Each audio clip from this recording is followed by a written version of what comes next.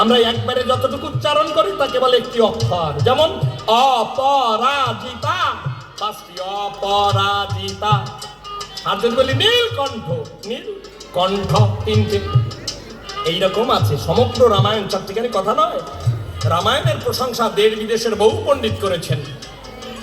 লেবি সাহেবের কথা বলতে হয়, গোল্ডম্যানের কথা বলতে হয়, আমেরিকান এনে লেবি সাহেব ফরাসি, ব্রিটিশ ব্রিংটন সাহেব, আপনারা নিশ্চয়ই পড়ে থাকবেন। দেশি মানুষও অনেকে গবেষণা করেছেন, যেমন এ কে রামানুজন, তার লেখা আছে বইটা 300 রামায়ণাস, পড়বেন। ইয়ার্দি, শ্রী ইয়ার্দি সাহেব লিখেছেন Ramayana it's origin and growth, 1994। অনেক কথা বলার ছিল, বলা যাবে না, কবি গানে এত বলা যায় না। এত কথা বাল্মীকি জানে না, অসিত বর জানে, তাই বলে, তাই না?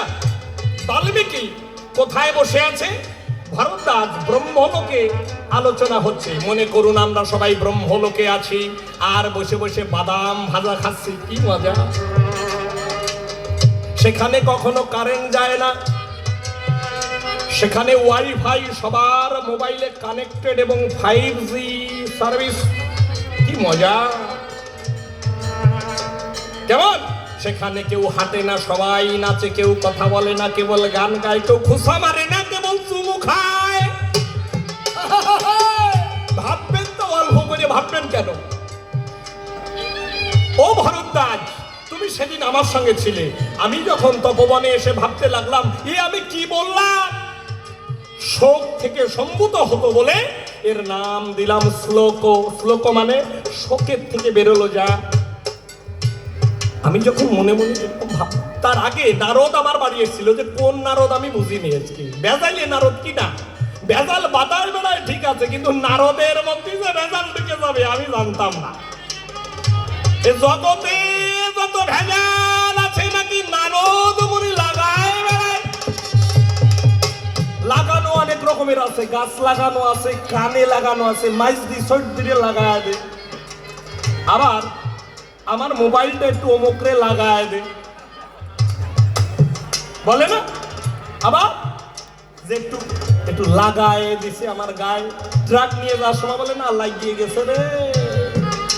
আবার পাড়ায় ঝগড়া হচ্ছে, বলছে লাগিয়ে গেছে, নারদ নারদ নারদ।